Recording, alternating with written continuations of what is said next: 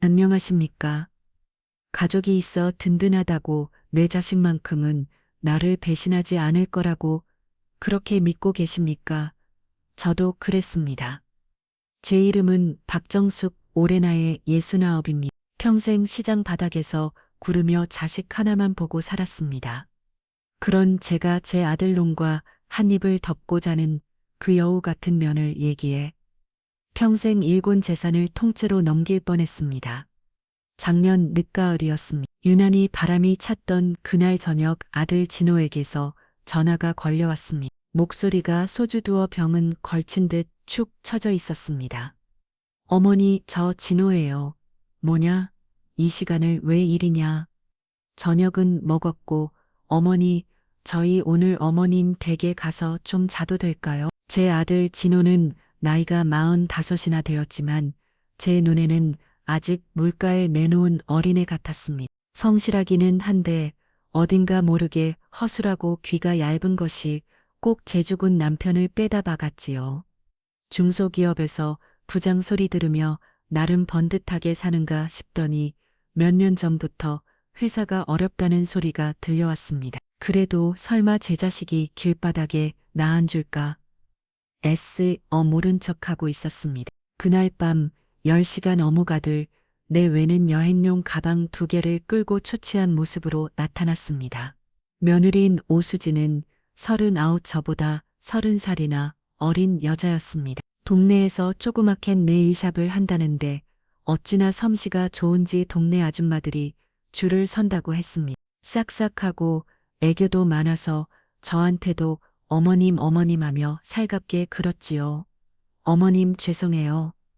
이렇게 갑자기 찾아뵈어서 수진이는 금방이라도 올 것처럼 눈시울을 붉히며 고개를 숙였습니다. 그 옆에서 진우는 덩치만 컸지 제인처럼 고개도 못 들고 있었습니다.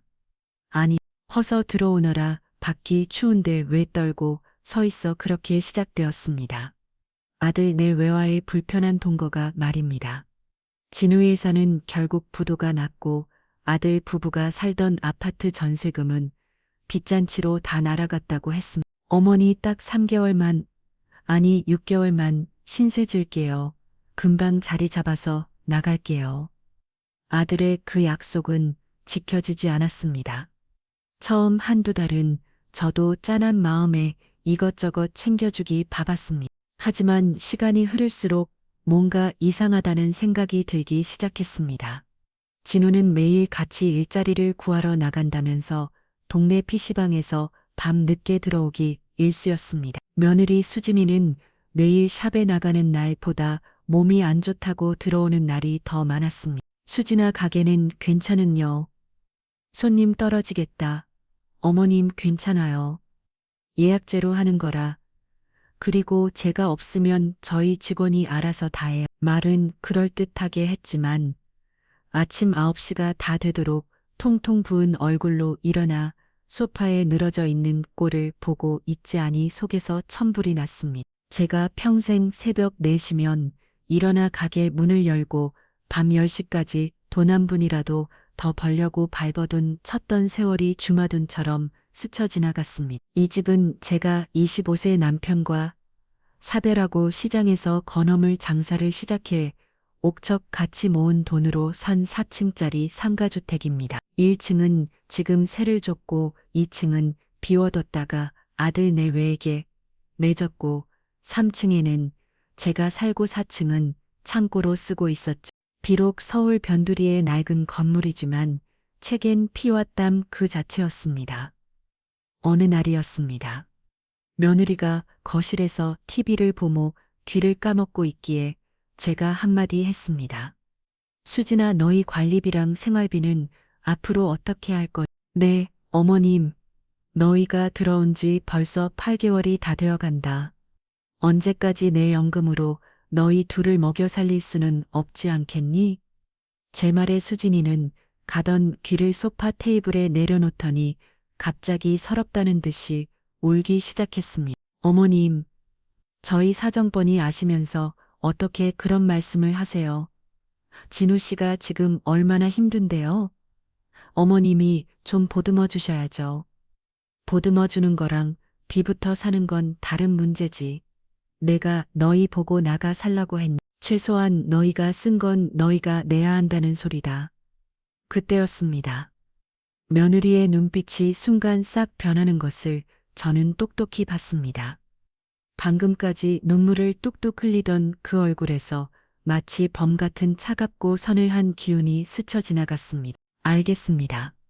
어머님, 저희가 알아서 할게요. 그날 이후로 며느리는 제 앞에서 돈 이야기는 일절 꺼내지 않았습니다. 대신 더 교묘한 방법으로 제 숨통을 조여오기 시작했습니다. 며칠 뒤 며느리는 언제 그랬냐는 듯이 다시 살가운 얼굴로 제게 다가왔습니다. 어머님, 제가 어머님 힘들일까봐 1층 상가랑 2층 월세 통장 이제부터 제가 관리해 드릴게요. 꼬박꼬박 입금되는지 확인하고 세입자들 민원 처리도 제가 다 할게요. 기가 찰 노릇이었습니다. 지들 관리비 한 번 제대로 내본 적 없는 애가 누굴 관리하겠다는 건지. 됐다. 내가 아직 그 정도는 할 수 있다. 에이, 어머님 연셔도 있으신데 이제 좀 편히 사셔야죠. 그리고 제가 젊은 사람이니까 세입자들도 더 편하게 생각할 거예요. 그럴듯한 말이었습니다. 실제로 1층 회집사자는 자꾸 가게 앞에 물이 샌다며 저를 들들 볶았고 건물 꼭대기층 옥탑방에 사는 젊은 총각은 밤에 너무 춥다며 민원을 넣기 일쑤였습니다. 골치 아픈 일을 대신해 주겠다니 잠시 설계했던 것도 사실입니다. 어머님 통장이랑 도장만 저한테 맡겨주세요. 제가 매달 말에 장부 정리해서 딱딱 보고 드릴게요. 됐다니까. 그러네. 내가 아직 눈 감을 때 멀었다. 제가 단칼에 거절하자 며느리는 입술을 삐죽 내밀 서운한 티를 팍팍 냈습니다. 그때부터였습니다. 며느리는 본격적으로 저를 돈만 밝히는 속 좁은 늙은이로 만들기 시작했습니다. 아들 진우가 제 앞에만 오면 수진이는 일부러 더 불쌍한 표정을 지으며 한숨을 쉬었습니다. 진우 씨, 나 오늘 가게에서 손님이랑 싸웠잖아. 비용이 너무 올랐다고. 우리도 먹고 살기 힘든데 정말 속상해. 수진아 괜찮. 무슨 일인데. 그래? 아니야 됐어. 어머니 앞이서 돈 얘기하면 또 싫어하실 텐데. 제가 마치 돈 이야기만 하면 발작하는 사람처럼 교묘하게 몰아가는 것이었습니다. 아들놈, 그런 것도 모르고 제게 와서 어머니 수진이한테 너무 그러지 마세요. 걔도 요즘 힘들어오라며 며느리 편을 들었습니다. 제 속은 까맣게 타들어갔습니다. 더 가관인 것은 수진이가 제 주변 사람들을 하나씩 구워 삶기 시작했다는 겁니다. 시장에서 저와 30년 넘게 알고 지낸 떡집 언니가 어느 날 저를 붙잡고 말했습니다. 정수가 너 며느리 하나는 정말 잘하댔다. 어쩌면 그렇게 싹싹하니 어제 우리가 걔 와서 떡 한 상자를 사가면서 너 넣다 드리라고 하더라. 내가 요즘 입맛이 없어서 걱정이라고. 저는 그 떡을 구경도 못했습니다. 나중에 알고 보니 그 떡은 며느리 내일 시합 손님들에게 서비스로 나갔다군요. 그런 식으로 며느리는 제 이름과 돈을 팔아 효심 깊은 며느리 코스프레를 하고 다녔습니다. 그러던 어느 날 결정적인 사건이 터졌습니다. 제가 매달 받는 건물 월세는 총 제 연금과 합치면 혼자 사는 데는 부족함이 없는 돈이죠. 그런데 그 달 달아 월세가 50만 원이나 덜 들어온 겁니다. 이상해서 1층 회집 사장에게 전화를 걸었습니다. 사장님 혹시 이번 달 월세 아직 안 보냈어요? 아이고, 사모님, 제가 깜빡했네요. 안 그래도 며느리한테 50만 원 먼저 드리고 나머지는 오늘 보내드리려고 했는데. 네, 우리 수진이한테 돈을 줬다고요. 며칠 전에 가게에 와서 사모님이 급하게 돈 쓸 때가 생겼다고 50만 원만 먼저 달라고 하더라고요. 그래서 현금으로 드렸지. 온몸에 피가 거꾸로 솟는 기분이었습니다. 저는 당장 2층으로 올라가 문을 두드렸습니다. 수진아, 넌 아줌 보자. 문을 열고 나온 며느리는 제가 왜 화가 났는지 다 안다는 듯 태어난 얼굴로 저를 쳐다봤습니다. 너 회집 가서 내 이름 팔아서 돈 받아갔다며. 아, 그거요? 어머님 오해해요. 어머님이 지난번에 병원비 내셔야 한다고 하셨잖아요. 제가 그거 보태드리려고 내가 언제 병원비 내야 한다고 했어. 그리고 내 돈을 왜 내가 받아? 어머님, 왜 소리를 지르세요? 제가 어머님 생각해서 그런 걸 가지고 말도 안 되는 변명에 화가 머리 끝까지 치매로 올랐습니다. 그때 아들 진우가 방에서 나왔습니다.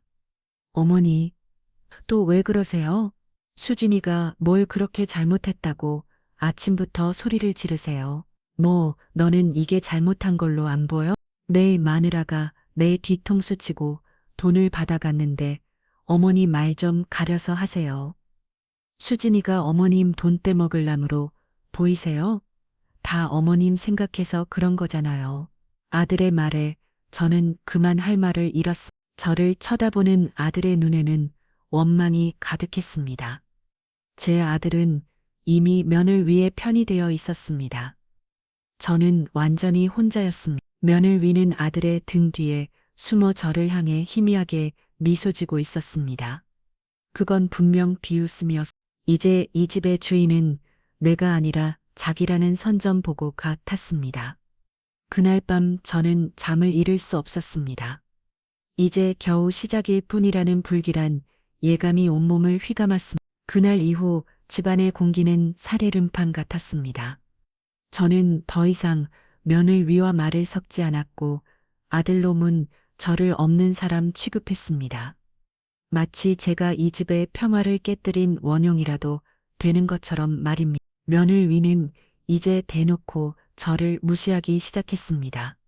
제가 거실에 앉아 있으면 일부러 더 큰 소리로 TV를 켜고 제가 부엌에서 밥을 먹고 있으면 보란 듯이 배달 음식을 시켜 자기들 방으로 가져가 버렸습니다. 그러면서도 며느리 위는 교묘하게 저를 이상한 사람으로 만들어 갔습니다. 제가 깜빡하고 가스불 끄는 것을 잊은 날이면 온 동네가 떠나가라 소리를 질렀습니다. 어머님, 이러다 다 죽어요. 제가 몇 번을 확인하라고 말씀드렸어요. 물론 제가 잘못한 일입니다. 하지만 사람이 살다 보면 그럴 수도 있는 거 아닙니까? 며느리 위는 그 위를 동네 방네 떠들고 다니며 우리 어머님이 요즘 자꾸 깜빡깜빡 하셔서 큰일이에요.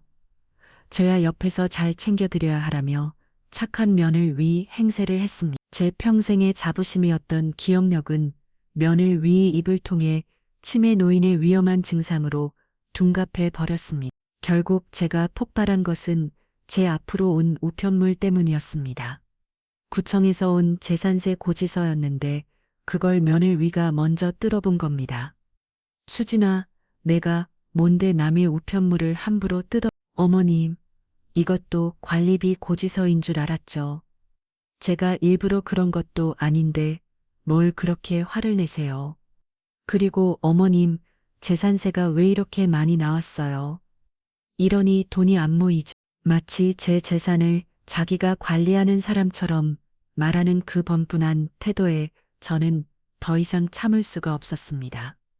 나가 너희 둘 다 당장 내 집에서 나가니 내 돈 훔쳐가고 날 정신병자 취급하고 이제는 하다하다 내 우편물까지 뜯어. 더는 못 참는다.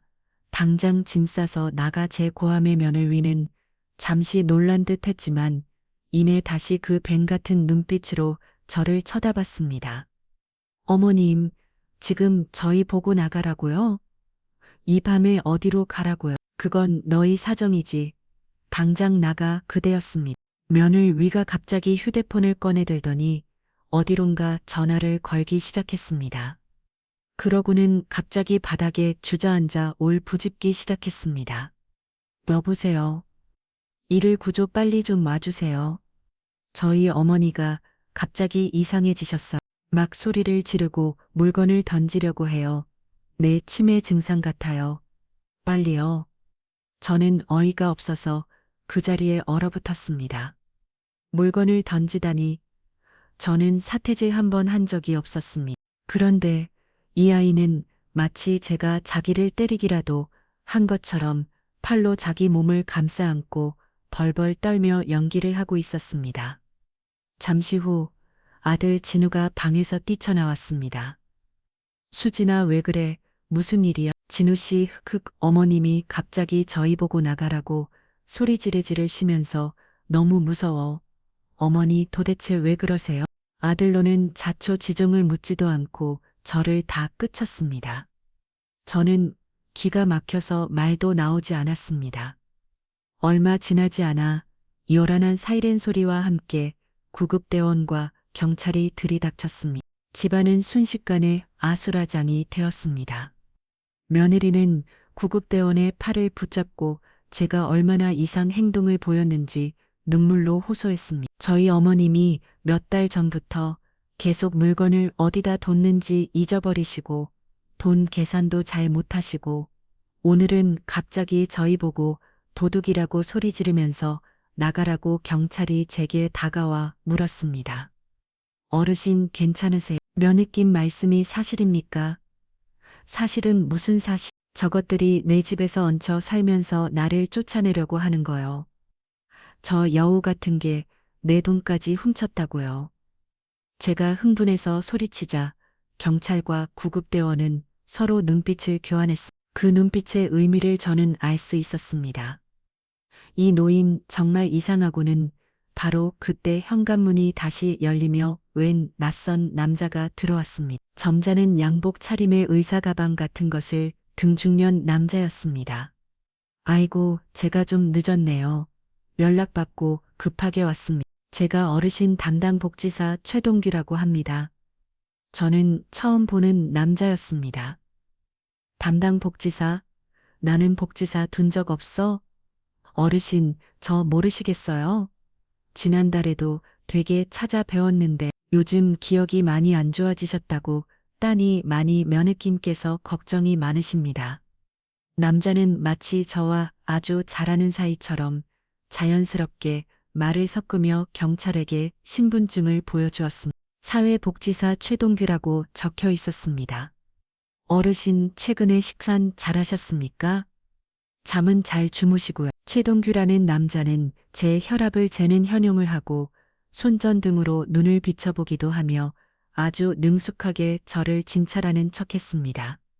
상태를 보니 선망 증상이 의심됩니다. 노인성 우울증이 심해지면 일시적으로 정신창단을 일으키는 경우가 있습니다. 오늘은 병원에 가서 안정을 좀 취하시는 게 좋겠습니다. 그의 말에 며느리는 네 선생님, 제발 저희 어머님 좀 도와주세요. 라며 맞장구를 쳤습니다. 모든 것이 너무나도 자연스러웠습니다. 마치 잘 자인 연극처럼 각자 자기 역할에 충실한 배우들 같았습니다. 아들 노문 옆에서 안절부절 못하며 어머니 병원에 한번 가보시는 게 라며 저를 설득하기 시작했습니다. 저는 깨달았습니다. 이것은 우발적인 상황이 아니다. 저를 정신병원에 보내기 위해 치밀하게 계획된 덮이라는 것을 여기서 순순히 따라 나서는 순간 저는 치매 걸린 노인이 되어 온 것을 빼앗기게 될 것이라는 것을 온몸에 소름이 돋았습니다. 하지만 저는 평생 시장 바닥에서 사기꾼부터 조폭까지 별의별 인간들을 다 상대해온 사람입니다. 이대로 무너질 수는 없었습니다. 저는 21번 크게 들으시고 제 인생 최대의 싸움을 준비하기 시작했습니다. 병원에 가겠습니다. 제 말에 며느리와 최동규라는 남자의 얼굴에 잠시 안도하는 빛이 스쳤습니다.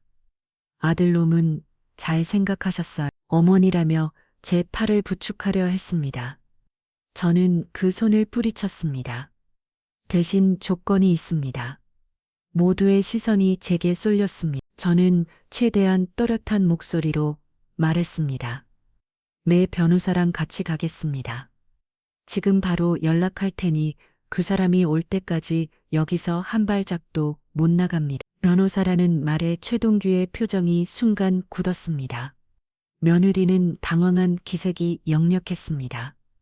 어머님, 변호사는 왜요? 그냥 병원에 가시기만 하면 되는 내 몸 덩어리고 내 정신인데 내가 변호사랑 가겠다는데 누가 막아?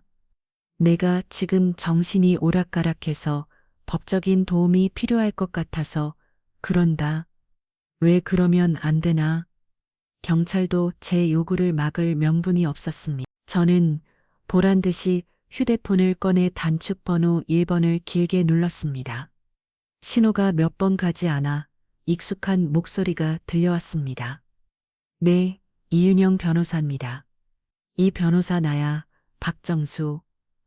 아, 사모님 이 시간에 웬일이세요?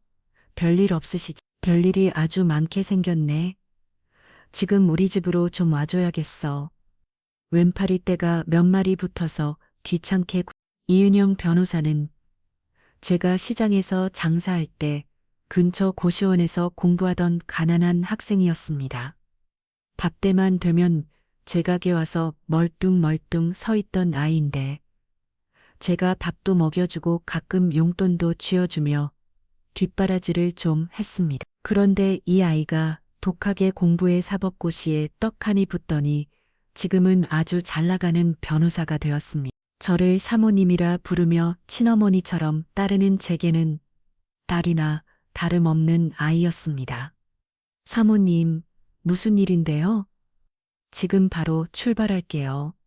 미 변호사의 다급한 목소리에 저는 마음이 조금 놓였습니다. 전화를 끊고 나자 집안에는 어색한 침묵이 흘렀습니다. 며느로와 최동규는 서로 눈치를 보며 귀속말을 주고받았고 아들 롬은 자기가 무슨 죄라도 지은 것처럼 바닥만 쳐다보고 있었습니다. 그렇게 30분쯤 지났을까 현관문이 벌컥 열리며 이 변호사가 땀을 뻘뻘 흘리며 들어왔습니다. 사모님, 괜찮으세요? 오니야 아직은 숨 붙어 있다. 이 변호사는 순식간에 상황을 파악했습니다. 사모님을 병원으로 모시겠다는 분이 누구시죠? 최동규가 앞으로 나서며 명함을 건넸습니다. 제가 어르신 담당 복지사 최동규입니다. 어르신께서 오늘 갑자기 이 변호사는 그의 말을 자르고 명함을 유심히 쳐다봤습니다. 그러고는 휴대폰으로 뭔가를 빠르게 검색하기 시작했습니다. 최동규 씨, 늘 푸른복지센터 소속이라고 되어 있네. 그런데 제가 지금 구청 복지과에 확인해 보니 이 지역 담당자 명단에 최동규라는 이름은 없는데요. 그리고 이 복지제너라는 곳은 사업자 등록도 되어 있지 않은 유령단체고요. 최동규의 얼굴이 하얗게 질렸습니다. 그게 제가 최근에 이직을 해서 거짓말 마세요. 이 변호사는 서류 가방에서 노트북을 꺼내 경찰에게 보여주었습니다. 이 사람 최동규 3년 전 노인들에게 접근의 기초연금을 가로챈 사기 혐의로 집행유예를 받은 전과자입니다. 사회복지사 자격증은 당연히 없고요. 모든 것이 밝혀지는 순간이었습니다. 며느리는 저는 몰랐어요. 저 사람을 아는 분한테 소개받았을 뿐이에요. 라면 소리쳤습니다.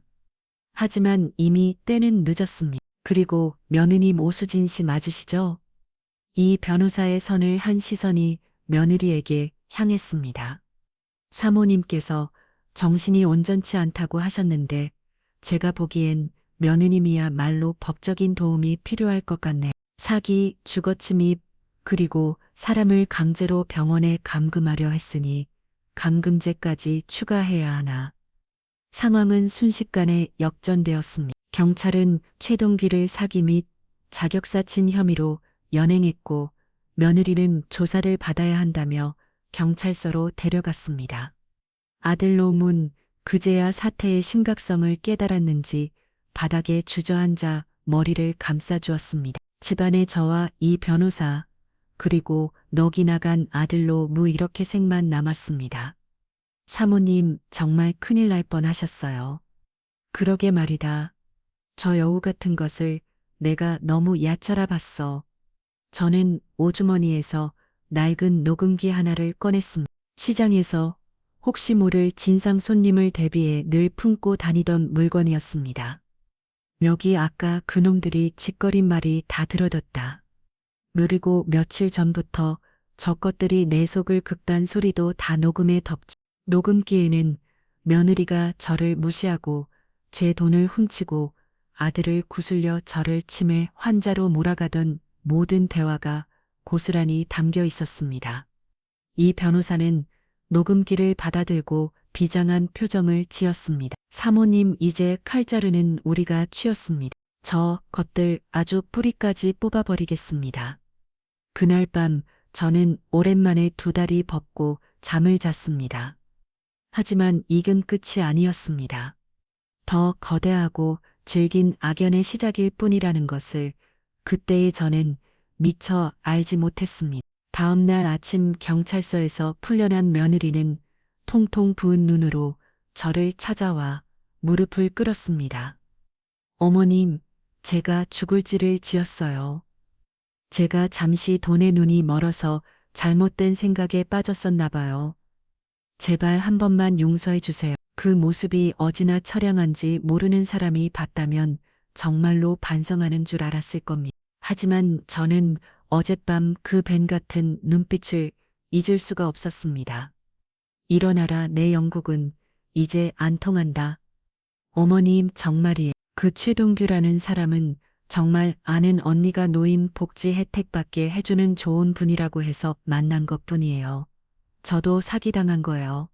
기가 막혀서 웃음이 나왔습니다. 그래, 그럼 내가 1층 횟집에서 내 이름 팔아서 돈 받아간 것도 사기당한 거냐? 그건 제가 정말 어머님 병원비에 보태드리려고 됐다. 그만해라. 내 거짓말 듣는 것도 이제 지겹다. 저는 이 변호사가 밤새 정리해서 보내준 서류 뭉치를 며느리 앞에 던졌습니다. 거기에는 며느리가 그동안 제 카드로 긁어댄 명품 가방과 옷, 피부가 시술 내역이 빼곡히 적져 있었습니다. 총 금액은 2천만 원이 훌쩍 넘었습니다. 내가 내 병원비 걱정할 시간에 내 카드값 걱정이나 하는 게 어떠냐. 서류를 본 며느리의 얼굴이 새하얗게 질렸습니다. 그때 방문이 열리며 아들 지루가 나왔습니다. 아들도 밤새 한숨도 못 잔 듯 얼굴이 팽했습니다.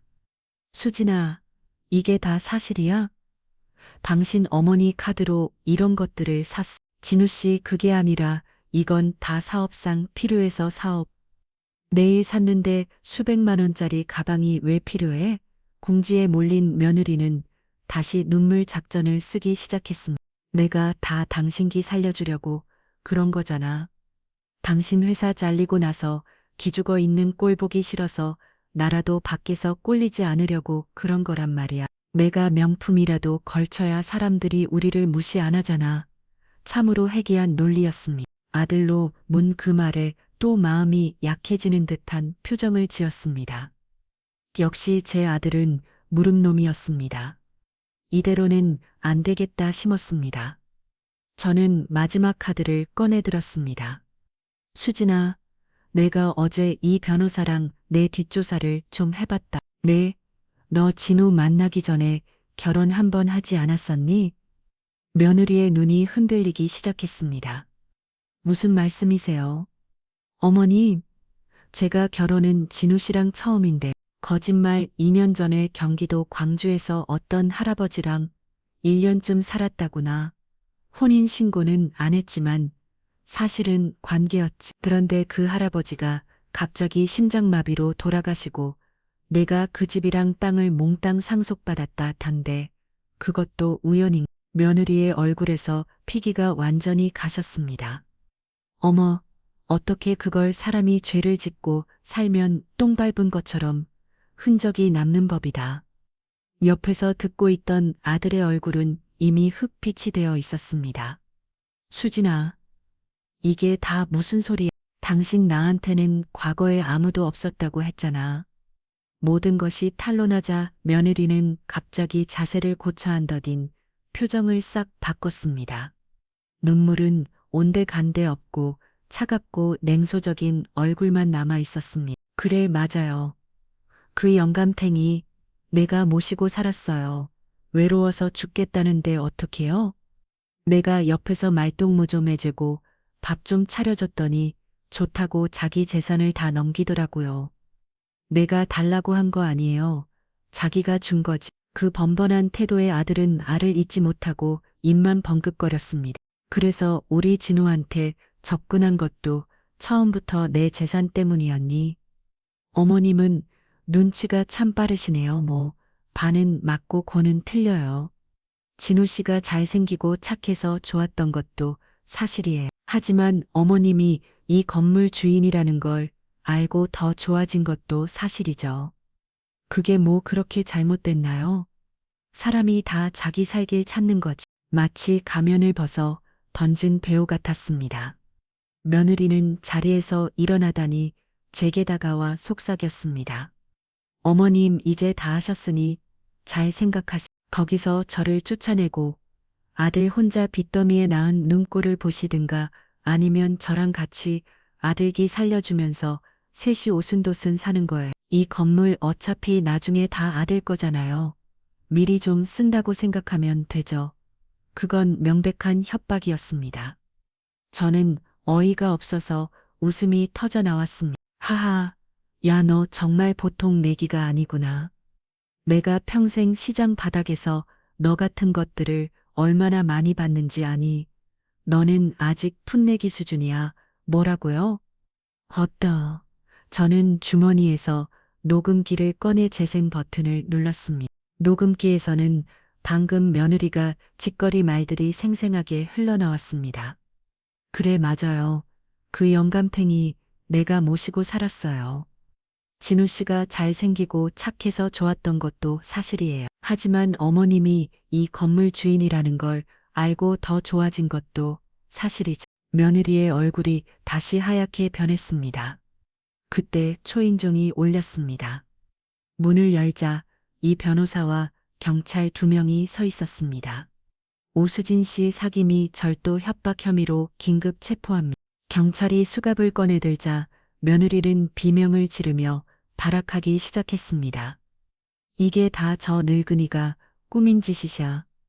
나는 억울해. 그 아수라장 속에서 아들 진우는 망부석처럼 그 자리에 서서 움직이지 못했습니다. 자기 아내가 경찰에 끌려가는 모습을 보면서도 아무것도 하지 못했습니다. 아니, 할 수가 없었을 겁니다. 아들의 세상도 그 순간 무너져 내리고 있었으니까요. 며느리가 잡혀가고 난 뒤 집안에는 무거운 침묵만이 흘렀습니다. 아들은 자기 방에 틀어박혀 나오지 않았고 저는 텅 빈 거실에 앉아 멍하니 창밖만 바라보았습니다. 거기 시원할 줄 알았는데 오히려 마음 한구석이 뻥 뚫린 것처럼 허전했습니다. 다음 날 이 변호사에게서 전화가 왔습니다. 목소리가 심상치 않았습니다. 사모님, 경찰서에 좀 오셔야겠어요. 일이 좀 복잡하게 됐습니다. 경찰서 조사실에서 만난 담당 형사는 점구 또 부러져 보이는 사람이었습니다. 저는 저에게 오수진의 통화 내역과 계좌거래 내역이 담긴 서류를 보여주었습니다. 어머님 오수진은 혼자가 아니었습니다. 저희가 파악한 바로는 점조직 형태로 움직이는 노인 전문 사기단의 일원이었습니다. 형사의 말은 충격적이었습니다. 며느리는 동네 네일샵을 운영하며 부위에 보이는 노인 손님들의 정보를 수집하는 역할을 맡았다고 합니다. 자식들이 멀리 살아 외로워 보인 최근에 남편과 사별해서 재산을 많이 상속받았다. 와 같은 정보들을 조직에 넘기면 조직에서는 그에 맞는 작업을 설계한다는 것이었어. 저한테 접근했던 최동규라는 놈도 그 조직원 중 하나였고 복지사를 사칭해서 치매로 몰아간 뒤 성년후견인 지정을 받아내 재산을 가로채는 게 이들의 주된 수법입니다. 오수진은 며느리 역할을 맡다 가족 내부에서 바람을 잡는 아주 핵심적인 인물이었습니다. 성년후견인, 제도 치매나 질병으로 판단 능력이 흐려진 사람을 대신해 법원이 지정한 후견인이 재산을 관리해주는 제도입니다. 원래는 좋은 취지로 만들어진 것이지만 이놈들은 그 제도를 악용해 합법적으로 노인들의 재산을 강탈하고 있었던 겁니다. 그럼 잡혀간 놈들은 그게 다인가? 아닙니다. 오수진과 최동규는 꼬리에 불과합니다. 저희는 이 조직의 몸통을 잡으려고 합니다. 그런데 이놈들이 워낙 치밀해서 꼬리가 잡히면 바로 연락을 끊고 잠적해버립니다. 오수진도 지금 입을 꼭 다물어 있고 있고요. 형사는 잠시 머뭇거리더니 제 눈을 똑바로 쳐다보며 말했습니다. 어머님, 그래서 저희가 어머님께 부탁을 좀 드려야겠습니다. 무슨 네, 어머니께서 미끼가 되어주셨으면 합니다. 기가 찰 노릇이었습니다. 이제 겨우 한숨 돌리나 싶었던 이 사기꾼 잡는 미끼가 되어 달라네요. 내가 왜 그런 위험한 일을 해야 합니까? 나는 피해자요. 맞습니다. 하지만 어머님은 보통 피해자가 아니십니다. 이 조직에 걸려들어 유일하게 빠져나오신 분입니다. 어머님만큼 이놈들을 유인하기에 좋은 미끼는 없어. 형사는 놈들이 어머님을 아직 만만하게 보고 있습니다. 실패는 실수라고 생각하고 분명 다른 놈을 보낼 겁니다. 라고 했습니다. 이러 어머님께서 아무것도 모르는 척 정말 도움이 필요한 것처럼 연기를 해주시면 됩니다. 저희가 24시간 어머님을 보호하고 모든 상황을 감시할 겁니다. 이놈들을 뿌리 뽑을 수 있는 절호의 기회입니다. 저는 고민에 빠졌습니다. 굳이 사서 고생할 필요가 있을까? 하지만 그 순간 저처럼 속수무책으로 당했을 다른 노인들의 얼굴이 떠올랐습니다. 평생 땀을 여모은 재산을 저 여우 같은 것들에게 속수무책으로 빼앗기고 자식들에게도 버림받아 요양원 같은 곳에 갇혀 있을지도 모를 사람들. 그들을 생각하니 남일 같지가 않았습니다. 좋소 내가 하지 대신 조건이 있어. 어떤 조건이든 말씀하십시오.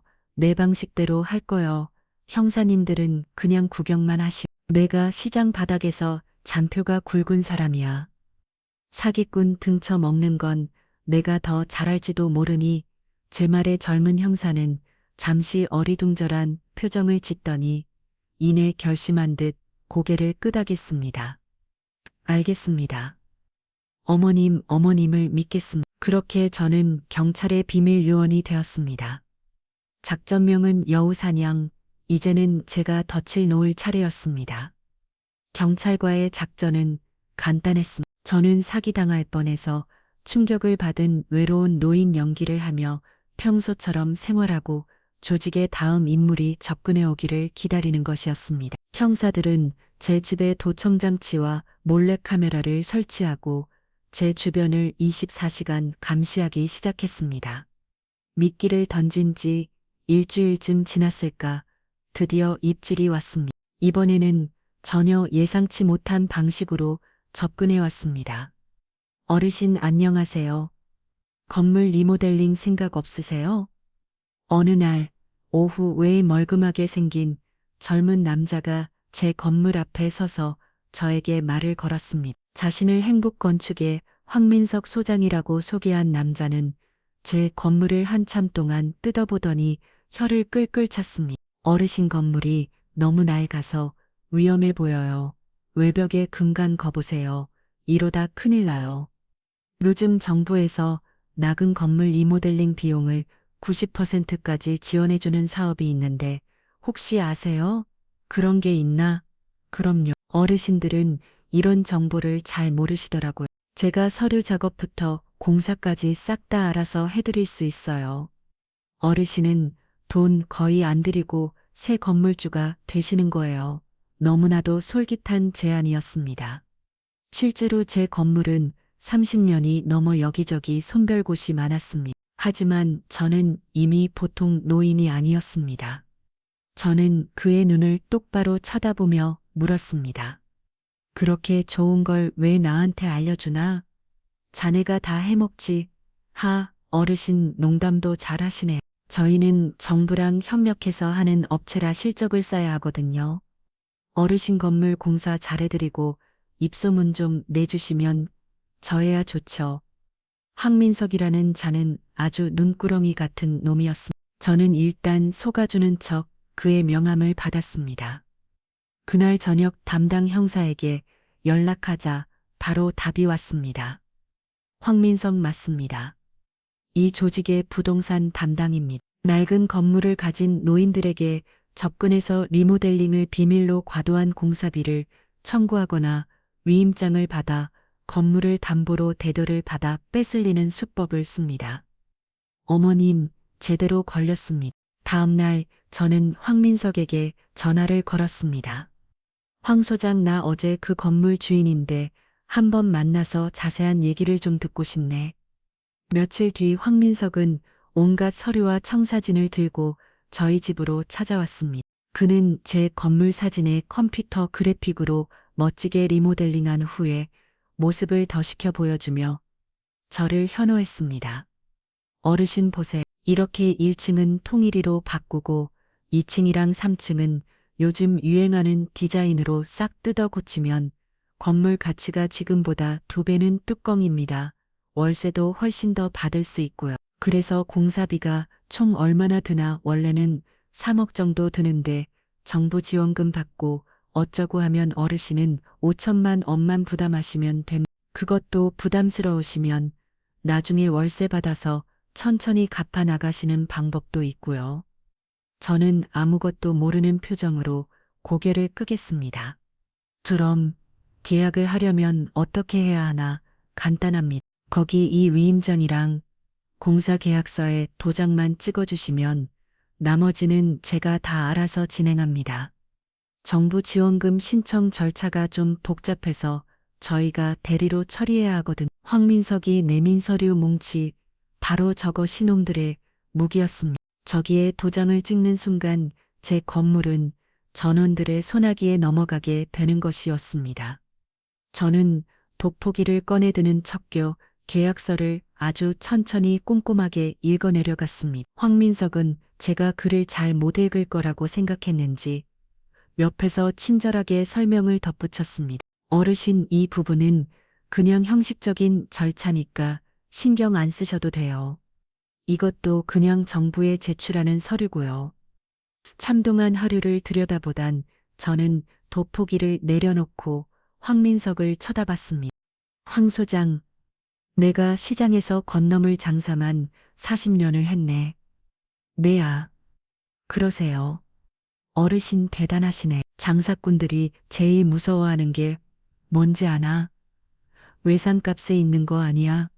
눈 뜨고 코 베이는 거 바로 자네 같은 사기꾼들한테 당하는 거지. 황민석의 얼굴이 굽기 시작했습니다. 어르신 무슨 말씀이신지, 자네 이 계약서 7조 3항 뭐라고 쓰여 있는지 알아. 공사 진행 및 자금 집행에 관한 모든 권한을 을에게 위임한다. 여기서 우리 자네 회사지. 이건 그냥 리모델링 위임이 아니야. 내 건물을 통째로 자네한테 넘긴다는 소리라고. 이런 걸로 평생 장사한 내 눈을 속이려고 했어. 저는 자리에서 일어나 황민석이 가져온 가짜 청사진을 갈기갈기 찢어버렸습니다. 그리고 자네가 말한 정부 지원 사업이라는 거. 내가 어제 구청 건축과에 가서 직접 말아봤네. 그런 사업 있지도 않다고만. 젊은 사람이 그렇게 살면 못 썼땀을 여서 돈 벌 생각을 해야지. 어디서 남의 등쳐먹을 국립한 하고 있어. 황민석은 완전히 패닉에 빠진 듯 얼굴이 시뻘개져서 어쩔 줄을 몰라 했어. 그게 아니라 오해가 있으신 것 같은데. 오해? 그럼 내가 경찰 불러서 직접 물어볼까? 지금 내 주머니에 녹음기도 있고 저기 시계 하나 몰래 카메라도 있는데 자네가 한 말 하나도 빠짐행시 다 지키고 녹음됐을 걸. 제 말이 끝나기 무섭게 안방문이 벌컥 열리며 잠복해 있던 형사들이 쏟아져 나왔습니다. 황민석 씨 사기 및 사문서 위조 혐의로 체포합니다. 꼼짝없이 붙잡힌 황민석은 망연자실한 표정으로 바닥에 주저앉았습니다. 저는 그를 보며 혀를 찼습니다. 그러게 내가 말했지. 나 같은 늙은이 등쳐먹기가 그리 쉬운 줄 알아. 여우 사냥 작전은 대성공이었습니다. 황민석이 잡히면서 수사는 급물살을 탔습니다. 황민석은 며느리나 최동규보다 훨씬 위선이었고 그가 진 장부와 휴대폰에는 조직의 핵심 정보들이 고스란히 담겨 있었습니다. 며칠 뒤 형사에게서 연락이 왔습니다. 드디어 몸통의 실체가 드러났다는 것이었습니다. 이삭이 조직의 총책임자는 놀랍게도 방송에도 여러 번 나왔던 유명 요양병원의 원장이었습니다. 이 사람은 의사라는 번듯한 직함을 내세워 부유한 노인 환자들에게 접근한 뒤 그들의 재산 상태와 가족관계의 약점을 파악해 조직원들에게 일감을 내려주는 역할을 해왔습니다. 며느리 이호수진도 그 병원의 네일아트 봉사활동을 다닌다는 핑계로 드나들며 원장과 내통하고 있었던더니 경찰은 대대적인 검거작전을 펼쳐 원장을 포함한 조직원 20여 명을 일망타진했습니다. 그들이 지난 몇 년간 노인들에게 뜯어낸 돈은 수백억 원에 달했습니다. 어떤 노인은 평생 모은 재산을 다 빼앗기고 자식들에게도 버림받아 그 원장의 요양병원 지하 병실에 감금되어 있기도 했습니다. 뉴스는 연일 이 사건을 대서특필했고 저는 졸지의 사기 조직을 잡은 용감한 할머니가 되어버렸습니다. 모든 것이 끝나고 집에는 다시 평화가 찾아왔습니다. 하지만 제 마음은 편치 않았습니다. 방에 틀어박혀 나오지도 않던 아들 때문이었습니다. 아내는 구속되고 자기는 실업자 신세의 어머니는 사기꾼 잡는 영영이 되었으니 그 심정이 오죽했을까 싶습니다. 어느 날 저녁 저는 아들의 방문을 두드렸습니다. 진우야, 나다 밥 먹자. 한참 만에 문을 열고 나온 아들의 모습은 말이 아니었습니다. 수염은 덥수룩하고 눈은 쾅하게 들어가 꼭 폐인 같았습니다. 아들은 밥상 앞에 앉아서도 숟가락을 들지 못하고 고개만 푹 숙이고 있었습니다. 어머니 죄송합니다. 뭐가 제가 못난 놈이라서 어머니 고생만 시키고 아들의 눈에서 굵은 눈물 방울이 뚝뚝 떨어졌습니다. 45 먹은 아들이 우는 모습을 보니 제 마음도 찢어지는 것 같았습니다. 진우야, 고개 들어라. 내가 뭘 잘못했냐. 멍청하게 여우 같은 계집한테 속은 죄밖에 더 있어. 그건 나도 마찬가지다. 나도 하마터면 평생 모은 재산 다 날릴 뻔했어. 사람은 누구나 실수하고 넘어질 수 있다. 중요한 건 넘어진 자리에서 주저앉아 오는 게 아니라 무릎 털고 다시 일어서는 거다. 내 아버지가 늘 하던 말 기억 안 나냐? 쓰러지는 건 실패가 아니다. 다시 일어나지 않는 게 실패. 저는 아들의 밥꿀을 새김이 몰아 나는 삶아볼 한 숟가락 더 얹어주었습니다. 밥 먹으라 밥심으로 사는 거다. 그리고 내일부터 당장 일자리 알아봐. 배달을 하든 막노동을 하든 내 힘으로 돈 벌어서 내 앞가림은 내가 해. 언제까지 내 어미 등골 팰먹고 살래. 제 말에 아들은 흐느끼며 밥을 먹기 시작했습니다. 그 모습을 보니 짠하면서도 한편으로는 안심이 되었습니다. 이제야 제 아들이 정신을 차리는구나 싶었습니다. 용서는 아직 멀었습니다. 하지만 제 아들이니까 다시 일어서올 기회는 줘야겠다고 생각했습니다. 시간이 약이라는 말은 틀린 말이 아니었습니다. 다 들썩했던 사건도 시간이 흐르면서 사람들의 기억 속에서 조금씩 잊혀갔습니다. 며느리 오수진을 포함한 사기 조직원들은 모두 도입판에 넘겨져 각자 지은 죄에 맞는 벌을 받게 되었습니다. 어떤 놈은 10년, 어떤 놈은 15년. 주범인 요양병원 원장은 무기징역을 선고받았다고 들었습니다. 다들 지네는 제 말대로 다음 날부터 정말 일을 구하러 다녔습니다. 처음에는 건설 현장에서 막노동을 하더니 지금은 작은 인테리어 회사에 취직해 현장 감독으로 일하고 있습니다. 예전처럼 번듯한 양복 입고 다니는 신세는 아니지만 땀 흘려본 돈으로 꼬박꼬박 제게 생활비를 가져다 줍니다. 그 돈을 받을 때마다 저는 아들이 다시 제자리를 찾아가고 있다는 생각에 마음이 놓입니다. 아들은 얼마 전 제게 조심스럽게 물었습니다. 어머니, 수진이 이혼 서류에 도장 찍어야겠죠. 그걸 말이라고 내 인생에 더 이상 그런 여자는 없어야 한다. 아들은 아무 말 없이 고개를 끄덕였습니다. 상처가 아무려면 아직 오랜 시간이 걸릴 겁니다. 저는 요즘 새로운 도전을 시작했습니다. 1층에 새 들어있던 횟집이 나 가고 그 자리에 제가 직접 작은 백반집을 차렸습니다. 이름은 엄마 밥솥. 평생 시장에서 장사하며 밥은 굶지 말자는 신조로 살았는데 이제는 저처럼 고생하는 시장 사람들에게 따뜻한 밥 한 끼 대접하고 싶다는 생각이 들었습니다.